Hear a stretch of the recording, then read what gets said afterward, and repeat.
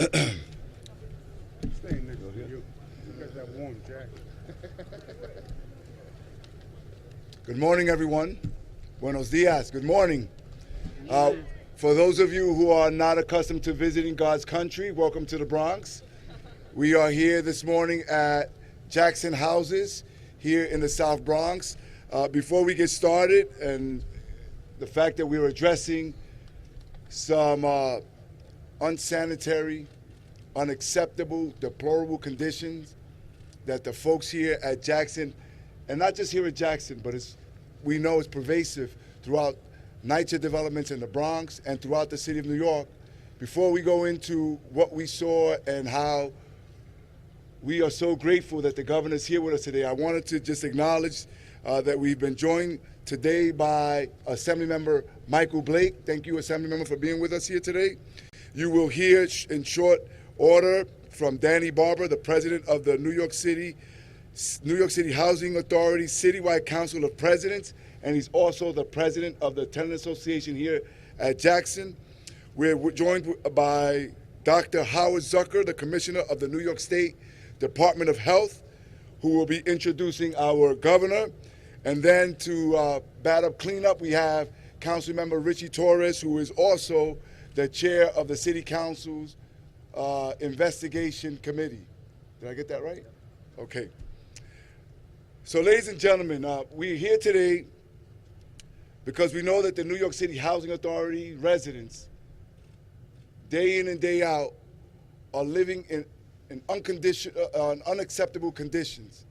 I've been talking about this for quite some time. I put out a report working with my colleagues in government last year, and it was the report addressed public safety in public housing. Now, that would suggest that we're just speaking of crime in the New York City Housing Authority.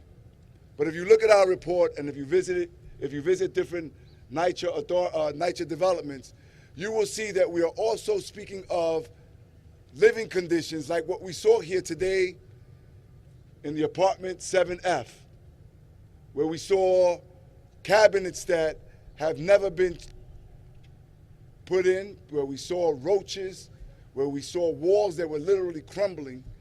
We saw mold.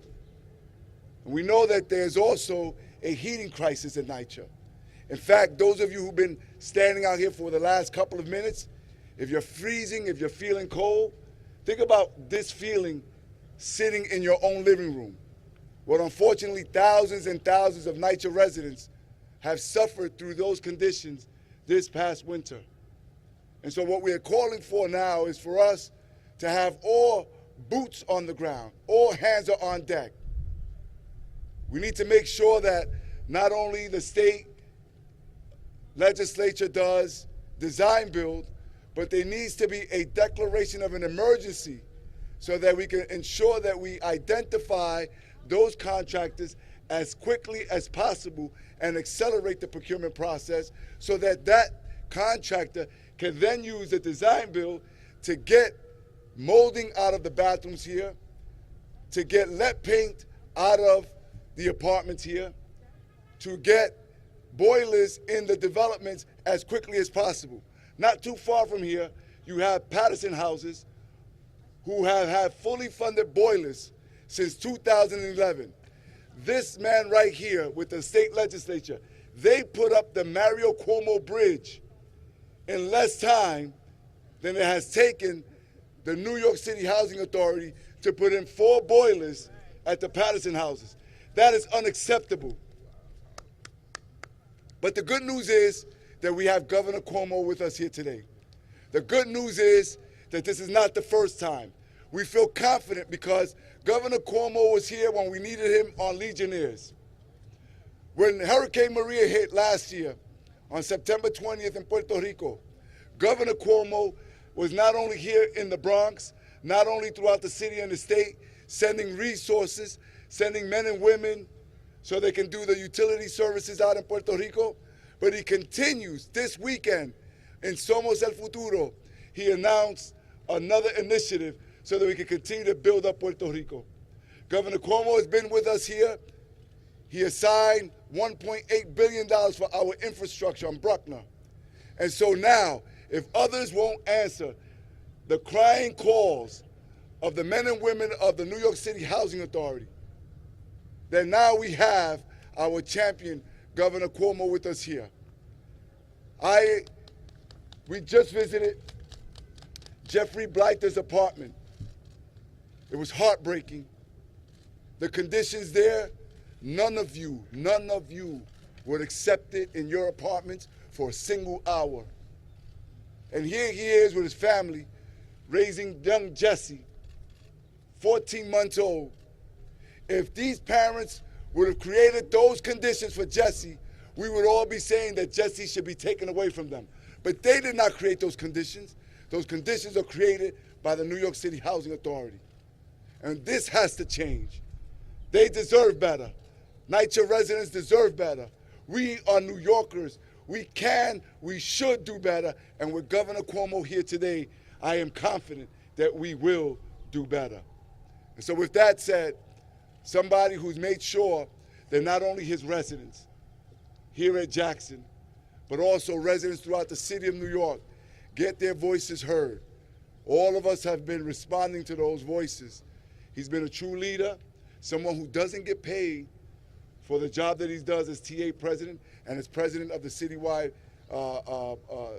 tenant presidents, is none other than the great voice. He's a big man, he has a big heart, and he's been my friend, Danny Barber.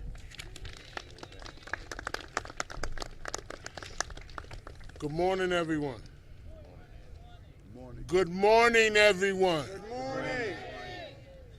And I want to say again to everyone, thank you for coming out. To Jeff, thank you for allowing us to show the conditions of your apartment. And I'm sure that after today, we will come to a conclusion and see that your apartment will get addressed rapidly, as it should have been from the get-go.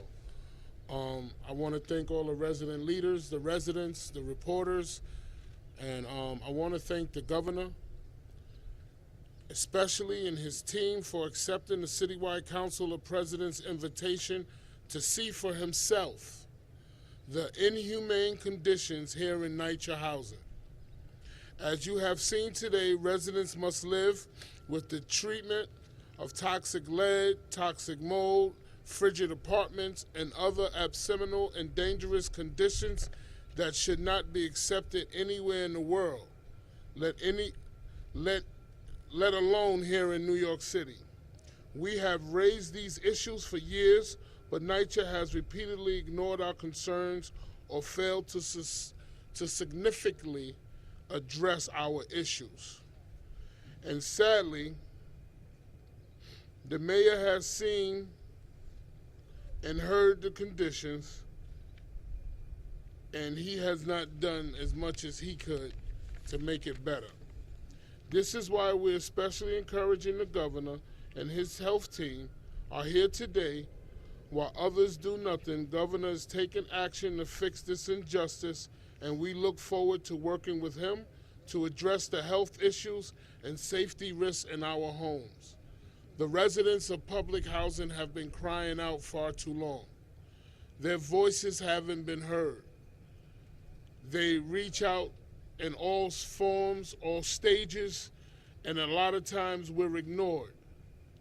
We're here to tell you today, so please quote it right, write it right. We will never and no longer will be ignored.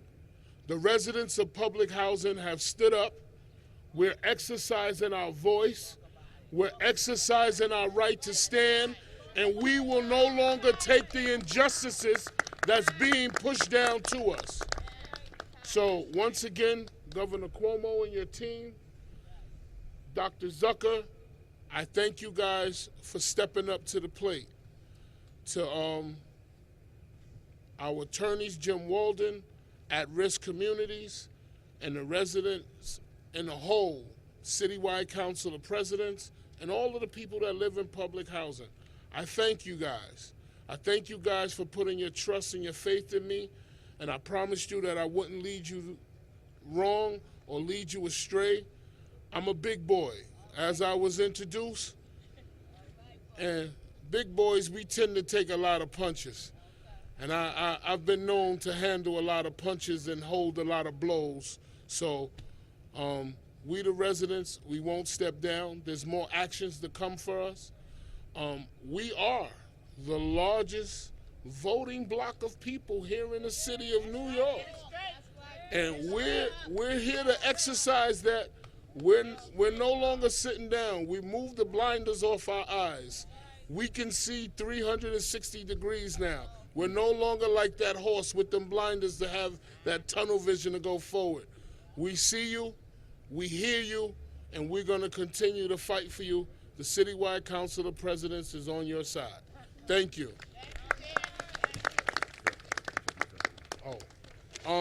I've had the pleasure of meeting this gentleman this morning, and all I could say is, with the governor's selection of the New York State Health Commissioner, wow, he didn't fail us at all. Dr. Zucker. Thank you, Danny. No, thank you. Thank you. Thank you, Danny. This has been a profoundly informative visit in which we've had an opportunity to observe the terrible conditions that are in NYCHA housing. You know, we've read the reports, but now we have seen this firsthand. And today we surveyed several apartments in the Jackson houses, and the conditions we see affirm what we have learned in the hearings and the reports. These conditions are shameful and are potentially dangerous. We saw evidence of mold, of vermin. We saw decades-old, potentially hazardous paint peeling from the walls. And while I was here, I asked my team to look into this, and there is a report from October 2017 of a child who had elevated lead, and the team came in and found lead levels in the building, in that apartment. These conditions appear to present a clear threat to the health of the residents in this building. They are a reflection of the conditions in NYCHA housing. In Jeff's unit, when I went in there, I saw that there wasn't a working smoke detector there. So I am going to leave Jeff with a smoke detector and a carbon monoxide detector for you. Great. Batteries included, just have to put it on the wall. It's all set. This is just simply unacceptable. It's clear that there is a need for action. So following this morning's visit, I am recommending to the governor that he order a full and thorough investigation of the NYCHA housing to determine the potential threats to the residents and lay the groundwork for corrective action. We can't let these conditions fester any longer. The health and well-being of New Yorkers is at stake. It is clear that the governor understands the threats facing NYCHA and is committed to taking action to keep NYCHA residents safe. And the New York State Department of Health stands ready to assist in this effort. So now please welcome me and join me in welcoming the governor of the great state of New York, Governor Andrew Cuomo. Thank you. Thank you. Thank you. Thank you very much. I would like to say it's a pleasure to be here this morning, but it's actually not. The situation we've seen is as upsetting and as disturbing as anything I've seen anywhere, and I've been through public housing all across this country. I've been through the worst housing complexes all across this country, and this situation is really intolerable. As you heard, there are roaches, the vermin, there are health safety issues, the paint is coming off the walls, the plaster is coming off the walls. It has nothing to do with the way the family is taking care of the unit. The unit is crumbling around them. And it is disgusting, it's uninhabitable, and it is just shocking that in New York State we would have people who are subjected to these conditions. And on behalf of the people of the state, I apologize to the NYCHA residents because they deserve better, and they'll get better. Thank you. I want to thank the borough president for his advocacy, for his borough. His strong voice always resonates. Let's give him a round of applause. Danny Barber, the president of the NYCHA Citywide Council of Presidents, thank you for your leadership. your attorney, Jim Walden, it shouldn't have had to come to the point where you had to hire an attorney to represent the interests of the residents. And I'm sorry it had to go that far. I want to thank Commissioner Zucker for being here today and for his comments. Members of the City Council, members of the State Assembly. Some issues are very complex. Some are very simple. This is simple. We know how to build housing. We know how to maintain housing. We know how to paint walls. We know how to do these things. This is just a pure case of neglect. That's all this is. It's just neglect. The residents' rights have been abused, period. No one should be subjected to these conditions. I'm not here just as the governor. I started as a person who built affordable housing. I started as a tenants advocate. And I want the residents to know today I am on their side, and I will be on their side until we correct this situation, period. It's not a question of blame. One day we'll get to the pearly gates, and we'll meet our Maker, and he will determine blame. Governors, when they do their job, are about fashioning solutions and moving forward. And that's what I want to do today. First, we heard from Commissioner Zucker, who said there are health and safety violations that are currently in these units. We want a full inspection. We want to find out what we're dealing with. Do we have lead paint? What is the extent of the mold? Is the mold dangerous? What is the extent of the lack of heat? When you talk about NYCHA residents, you have to remember that you're talking about young children. You're talking about Jesse, 14 months old. That's who you're exposing to these conditions. Danny Barber is a big boy. He's a very big boy, as a matter of fact. And I have no doubt that Danny Barber can take care of himself. But that's not who we're talking about. We're talking about Jesse and the majority of the NYCHA residents who are young children. And they deserve better from us. President Barber is also right. The residents have to be empowered. They shouldn't have to go get a private attorney to sue to represent their interests. I believe in resident empowerment. I think we should institutionalize resident empowerment. There's a group called Community Voices Heard that's been pushing a proposal, which is exactly right, to give residents an institutional voice so they don't have to go to the courts to assert their rights, and they have an institutional platform, and we're going to work on that.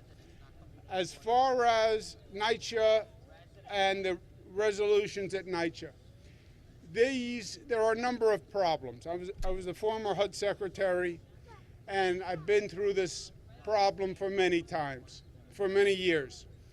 Part of the problem is NYCHA's management.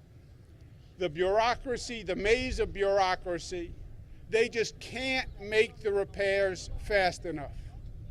They now estimate that if you give them $1 today, it takes 3 years for them to actually get that dollar translated into progress.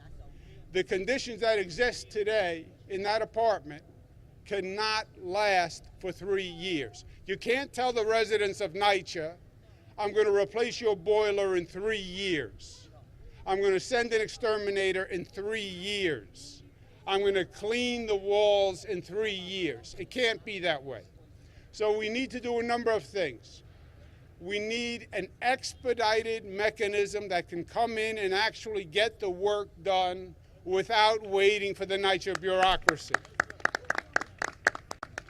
There is legislation called design-build legislation. What it allows is a builder to come in and start working right away as they're designing the project, so they don't have to take several years to design and then start building. That's part of the solution. I've been asked by the residents to declare an emergency, and I have no problem declaring this an emergency because it is a health and safety emergency. The question then becomes, what specific action do we take once we do a declaration of emergency? And what mechanism do we want to put in place to get around the NYCHA bureaucracy? I am open to all options on that. I've spoken to the City Council about this several weeks ago. Councilman Torres is with us today.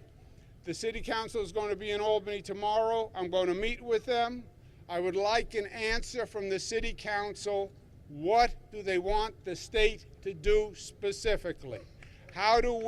What kind of emergency declaration? How do they see us getting improvements done quickly? And I will be guided by the City Council. I've been talking to the mayor's office about this, but I want to know from the City Council what they want to do to fix it and what they want now. Assemblyman Blake is here from the New York State Legislature. We're going to do the budget. I'm going to be supportive of design-build legislation. I want to know from the New York State Assembly what kind of declaration of emergency they want and who do we put in place to get this done. But we have to have these answers, and we have to have these answers in the next couple of weeks because this situation has gone on long enough. The borough president mentioned Puerto Rico. Puerto Rico was hit by a hurricane, and it is a human tragedy. It is also a government failure. The people in Puerto Rico were abandoned by our federal government, and they were, and we called them on it. But we did something else. We also stepped up, and people organized, and we made progress. Blaming the federal government, trying to encourage them to actually do what they're supposed to do, but at the same time make progress. That's what we have to do here, because this is another human tragedy. And we have people who need help. And we need to make progress, and we need to make progress quickly. And I'm a New York City boy, born and bred, hence the accent. I did not learn it in Berlitz.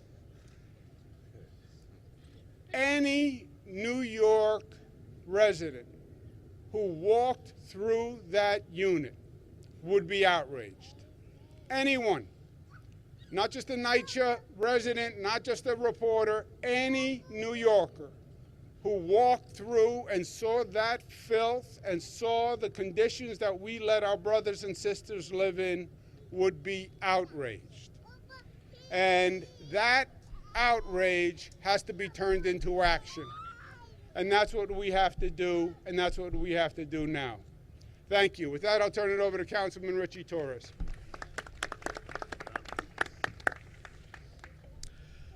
Thank you. Good morning, everyone. I'm Councilman Richie Torres. I chair the Committee of Investigations in the New York City Council. And I want to thank the governor for his partnership with the New York City Council. There's been no greater defender and supporter of an independent city council than you, Governor Cuomo. And you have seen clearly the value of a city council that holds the mayor accountable. And nowhere is accountability more needed than in public housing. You know, as many of you know, the mayor's out of town. But the mayor's been out of town when it comes to the management of public housing. Right? His absence from New York City symbolizes, to me, the absentee management of public housing and the neglect of public housing residents as second-class residents and second-class New Yorkers. Right? Not only are residents living under conditions of lead and leaks and vermin and rodents, but many of them are reeling from the impact of one of the coldest winters that we've seen in the history of New York City.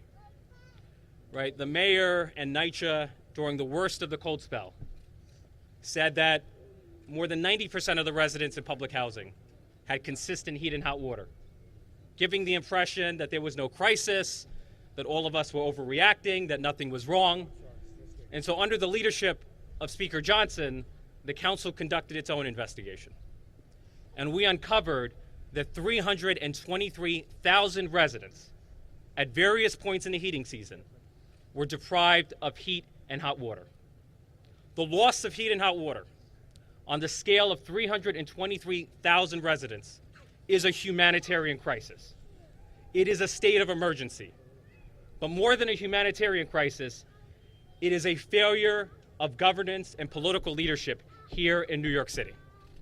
and we refuse to stand by idly while public housing is left to rot from within. And so the council is committed to partnering with the governor, with the borough president, with the residents to hold the mayor accountable for improving the living conditions here in public housing. Governor, I turned 30 today. Today's my birthday. Happy birthday. And I have to be honest with you, my mother lives in public housing, and your advocacy for the residents of public housing is probably the best birthday gift I could hope for. So thank you, Governor. Thank you. Before the governor, I believe the governor is going to have take some questions. Brevemente en el español, me llamo Rubén Díaz Jr., soy presidente del condado del Bronx. Sabemos que aquí en la Autoridad de Vivienda Pública tenemos muchos latinos, no solamente en el Bronx, sino a nivel de la ciudad de Nueva York.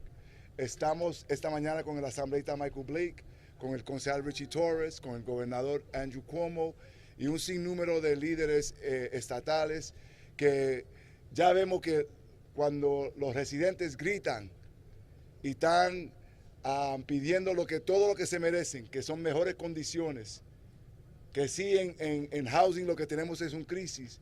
Estamos felices que tenemos un gigante como el gobernador, una persona que ha sido nuestro campeón un sinnúmero de veces.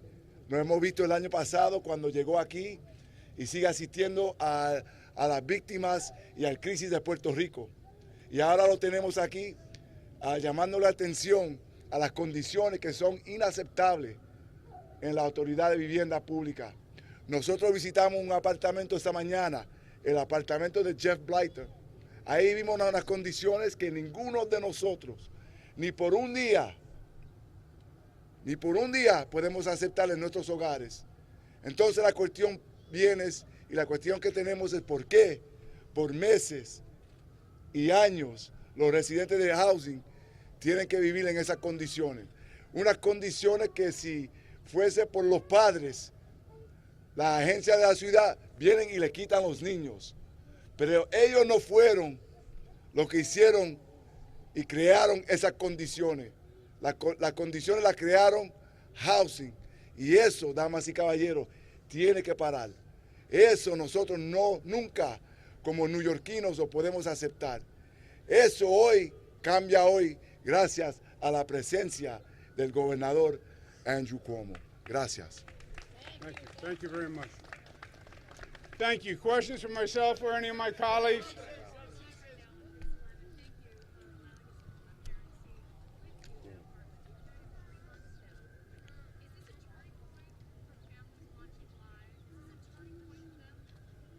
Well, first, let me applaud Pix 11 for your coverage. Journalism at its best exposes a problem, and then the way I see it, government and responsible leadership responds, and you've done a great job exposing the problem. Short answer is yes. For me, this is all about action. This is all about now getting to a solution, making a difference. Borough President mentioned Puerto Rico. Puerto Rico, what did we do? We mobilized. That's what we do as New Yorkers. We mobilize, we get things done. This is not rocket science. This is basic construction. The problem is the NYCHA management bureaucracy, much of which is not their own doing. They have federal rules. They have a lot of regulations they have to follow. How do we bypass that management bureaucracy and get contractors in here working quickly? I will do everything I can on the state level. We're starting with a full inspection by the State Health Department to find out and do an assessment of what health risks we have and safety risks we have. I've said to the City Council I'm going to meet with them tomorrow. I want to know their solution tomorrow and what specific emergency declaration they want. I want the New York State Assembly to tell me what is their solution, what do they want. I want to get it done in the budget that's due by April 1, and I want to make progress. It's not about talking, it's not about blaming, it's not about shifting responsibility. Let's just improve the lives of people. That's what government's about, and that's what we're going to do. What's the from Fox 5? What disturbed you the most about what you saw today? Because you've been involved in housing issues since the beginning of your career. What disturbs you the most about this? I'll tell you what disturbed me, and it was disgusting. It was disgusting. And as I said, I've been in public housing. I've been in the worst housing all across this country. I've been in Native American reservations. I've been in all the quote-unquote bad public housing authorities all across the country. It was disgusting. It was upsetting. And what was most upsetting to me was seeing young Jesse in that unit, seeing a 14-month-old child being subjected to those conditions. That's what was most upsetting. That we would have children exposed to those conditions in this state today. NYCHA has lost a lot of state funding over the years. Now that you're here, and I know you're saying management is part of the issue, but so is funding. Would you commit to adding more state funding? Yeah, let's start with some facts, okay? Because facts are important. NYCHA is a purely city-run agency. The state does not fund NYCHA. There are 150 housing authorities in the state of New York. They are all run by the local municipality. So New York City, NYCHA is run by New York City. The state has zero role in the running of New York City Housing Authority. New York City Housing Authority has been so bad that the state has appropriated money to help NYCHA. The only housing authority in the state that we have actually given money to is NYCHA. NYCHA hasn't even been able to tell us how they would spend the money. That's the point. There's no point in giving an agency money that's going to take 3 years to spend the money. Jesse is not going to be 4.5 and live in these conditions. It is a management problem. Find a way around the management bureaucracy so the funds can be spent and the improvement can be made. I'm not blaming anybody else, but get the facts straight. This is a purely New York City run agency. The federal government, HUD, is a partner in the management. The state has absolutely nothing to do with it. It has no funding obligation. There are 150 housing authorities. We've never provided funding before except NYCHA, and it's not about money when an agency can't spend the money. If you don't fix the management problem and the capacity problem, you've done nothing. So let's stop talking in circles with all these politicians making different claims. Know the facts, identify the problem, fix it. When is work in these buildings realistically going to begin?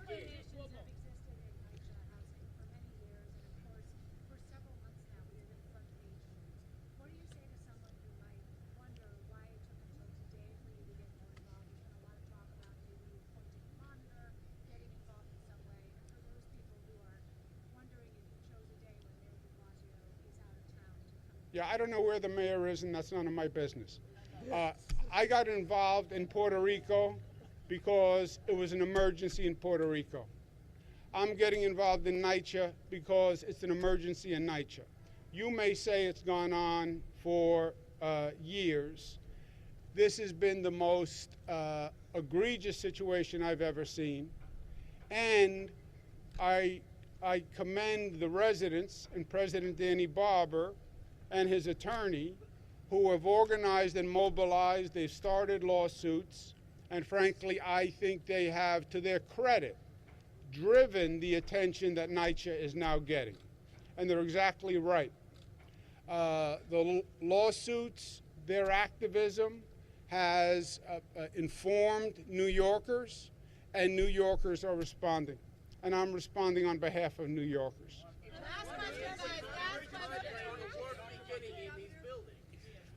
The question is this. That's exactly the relevant question. I want the City Council tomorrow to tell me what solution they want from the state. We need a new management solution that bypasses the NYCHA bureaucracy. We do that two ways. One is with what's called design bill legislation. One is the state declares an emergency and appoints a management agent, a contractor, an independent monitor. We could take over control. There's a whole host of options. I am looking to the city council and the mayor to tell me what specific mechanism they want. I'm open to all of the above, but I want the city council and the mayor to make the decision. I want the New York State legislature, the assembly, to make the decision, and I will enact it as soon as they make the decision. I want the decision in 2 weeks. Otherwise, I'll make the decision myself by the time we do the budget April 1. Thank you.